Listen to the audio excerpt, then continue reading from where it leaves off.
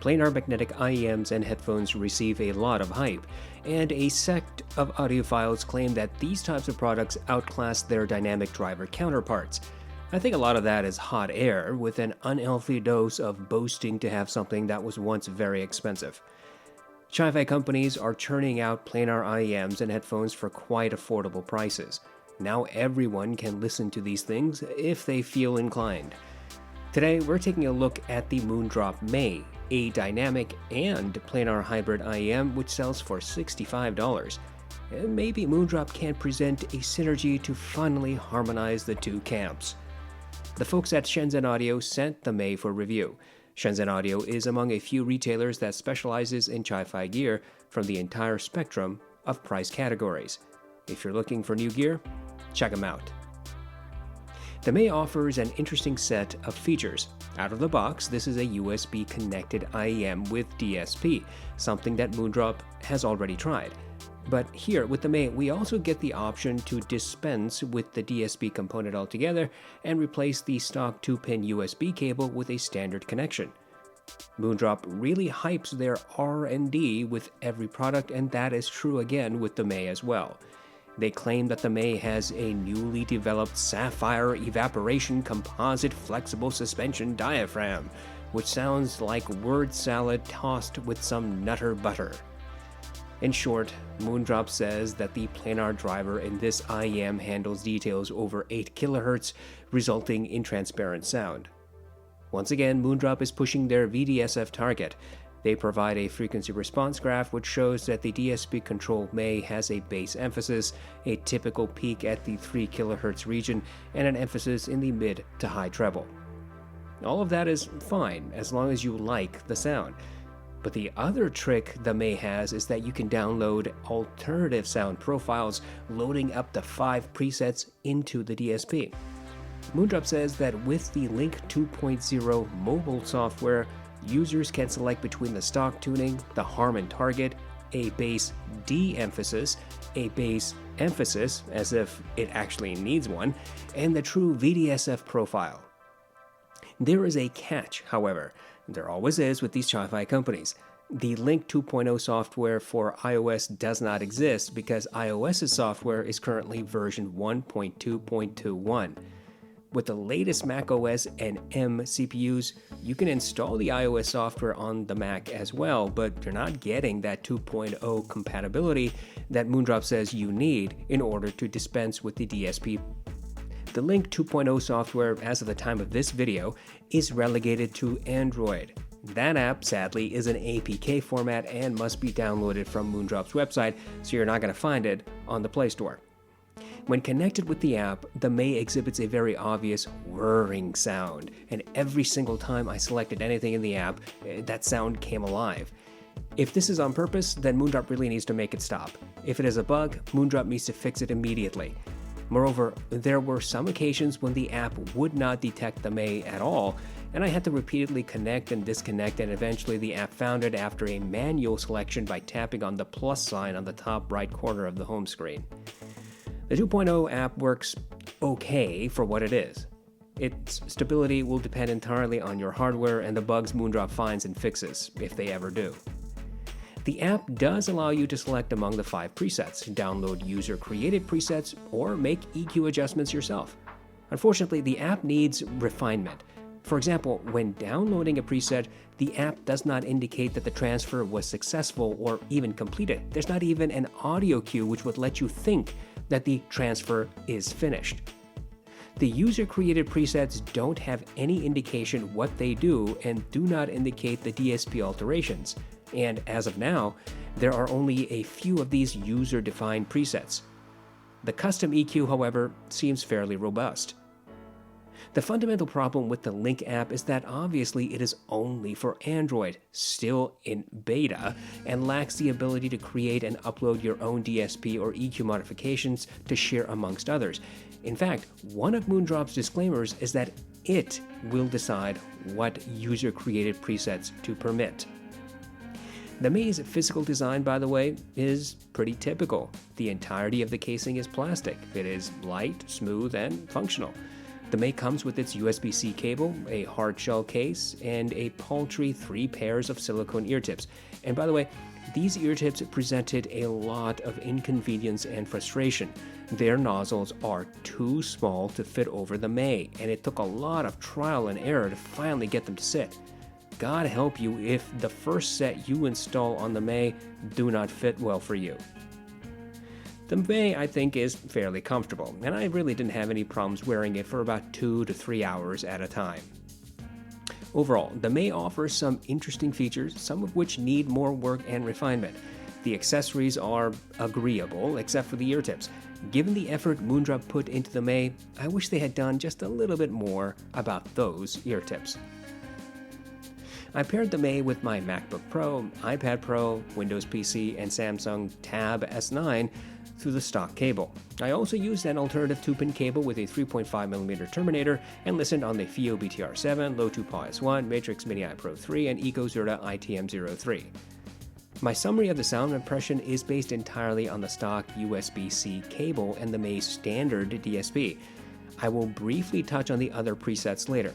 Since I only have one set of the meze, I cannot do an A-B comparison to provide detailed impressions. At the end, I'll give you a brief summary of my general impression of the sound through the meze and on its DSP. I listened to my test playlist on Amazon Music HD, streamed lossy content on Spotify and YouTube, and consumed a wide assortment of other digital media, including TV shows and movies, while using the meze. The meze bass sounds slightly elevated. Sub-bass is easily audible, which was obvious when I listened to Mountains by Hans Zimmer. The rumble is present from the beginning of the track and pervades throughout. The meze let me hear that without difficulty. Transience was about the same as on the Moondrop Quarks, though faster than what I heard on the Aria and Starfield. When the crescendo hit, the meze bass overpowered the other instruments, sending them back and making them sound more muted or muffled. In comparison, the Quarks presented slightly greater clarity in this respect. The Aria and Starfield offered about as much clarity as the meze. When the backup vocalist came into the mix, they sounded recessed, far away on the meze, and surprisingly, the Quarks had the cleanest rendition of this detail. Mid-bass on the meze is also slightly elevated. Drum strikes are harder on the meze than on the Quarks, but sound somewhat similar to what I heard on the Aria and Starfield. Each drum strike on all of these IEMs slightly lingered and melded into the next, which you can replicate if you listen to Conquer and Irodori. Speaking of which, Irodori has several different sizes of Japanese drums, all of which have varying tonalities. The meze pushed those drums into my ears and made the smaller drums sound less obvious. The Quarks, Aria, and Starfield had marginally clearer renditions of those different drums. When I compared against the Tin Hi-Fi T2 and WG T2, I immediately noticed a very different presentation. Both of these dynamic IEMs had reduced bass compared to the meze, significantly greater clarity and separation of bass elements, and slightly faster decay overall. The meze mids are slightly recessed compared to the bass. Vocals get a lot of emphasis, particularly where it comes to sibilants. My go-to track for testing this is Why Am I Like This by Orla Gartland, which contains recorded sibilants and vocal grain. The meze did not emphasize the grain, but did materially push the sibilants. In my estimation, the meze emphasized the sibilants by 4 to 5 decibels. In comparison, the Quarks had a more neutral vocal rendition without the sibilants push. The Aria and Starfield did also have emphasized sibilants and vocal grain, though their sibilants was not quite as aggressive as what I heard on the meze. When the drums played in the mix on this track, they typically overpowered the vocals, pushing them back a step on the meze. Mid-centric elements melded together and were not much clearer on the Quarks, Aria, and Starfield compared to the meze. In Want You Back by Him, the meze initially presented all 3 vocalists clearly. However, when the instruments entered the mix, those backup vocalists lost their separation and sounded like one voice, further suppressed into the background. Drums, once again, overpowered the vocals and diminished clarity. Compared to the Tin Hi-Fi T2, WG T2, and the SimGod EM6L, the meze had noticeably less clarity, separation, and detail in the mids. These other IEMs presented vocals clearer in the mix. The meze seems to have a mid to low treble reduction somewhere, but a marginal upper treble emphasis. Brass and horns are smooth to my ear and less energetic than what I heard on the Starfield and Quarks, to say nothing of the Tin Hi-Fi T2. The meze did render the various group sets in Scherzo for X-Wings, but did not provide any greater clarity than what I heard on the Quarks, Aria, and Starfield. In Flight from the City, the meze shrouded the electric buzzing effects, creaking of wood, and shifting of the cello's weight. These details were noticeably clearer on the Tin Hi-Fi T2, WG T2, and the EM6L. The meze rendition was similar to that of the Quarks, Aria, and Starfield, though I heard ever so slightly greater separation and detail from the Aria than I did on the meze in this respect. In Take 5 by the Dave Brubeck Band, the meze made the saxophone stand out in front and center. The cymbals were the second most obvious element. The Quarks had less emphasis to the cymbals in comparison. The Aria and Starfield sounded similar to the meze in this regard. The Tin T2 and WG T2 had more clarity and separation, though also pushed cymbals forward. The meze detail retrieval is nothing exemplary. In fact, I think this IM in its stock tuning does no better than average. Obvious details will be apparent, but subtle or nuanced details will either disappear or be very, very difficult to pick up consistently. For a more quantitative test, I listen to Kazuki's song New Light. I count the number of footsteps I can hear in the first 60 seconds. The first footstep, if you are following along, is at exactly 11 seconds. That is the sound I am referring to.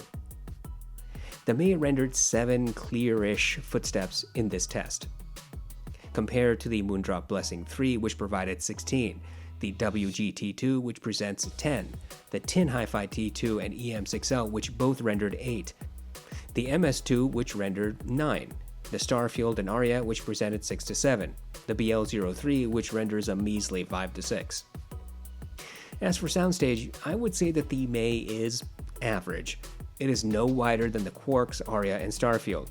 The Tin T2, WG T2, and SimGod EM6L have wider soundstage. In my opinion, the stock tuning on the meze pushes bass. It is always present if recorded in your track, and if in a mix, the bass usually stood out among the rest. Vocals are slightly recessed if bass is there, but otherwise stand ahead of other mid-centric elements.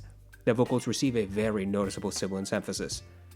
The treble does sound smooth, and maybe the planar driver offers some additional extension, but this does not result in greater clarity or detail when compared to some dynamic driver alternatives. My casual listening sessions with the meze were fun, very fun indeed, with the stock tuning. Ben Bomer and Tin Licker's dance tunes were more bassy than I'm used to, but still quite entertaining.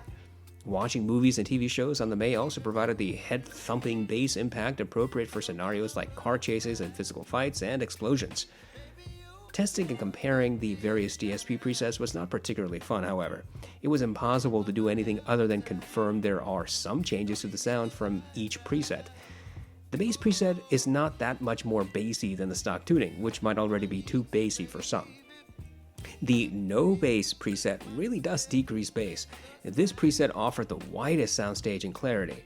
This setting came closest to replicating the Tin Hi-Fi T2's bass soundstage and clarity, though it was definitely not the same.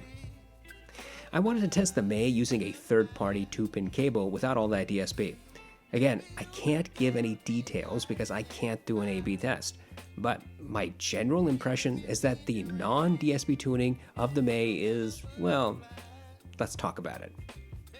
Going back through my notes while I listened with the non-DSP cable, I got the distinct impression that the stock tuning without the DSP is pretty similar to the standard DSP tuning with the DSP cable.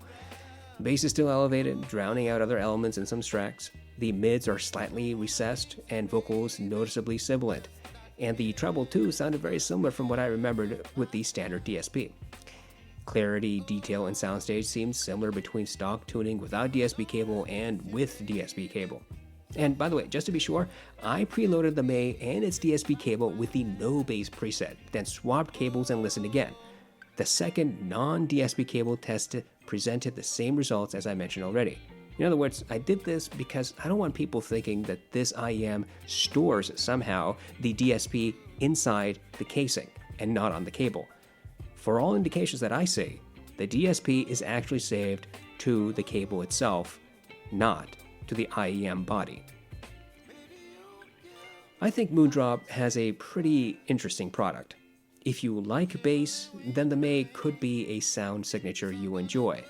But if you like clarity, detail, soundstage, and prefer your bass to be, less emphatic, then the meze could be a very unhappy experience. There's something about the tuning that does not sound particularly faithful to what I consider neutral. The bass on the meze has more push and bloat than what I hear on the Quarks, which are the most neutral IEMs I have heard thus far.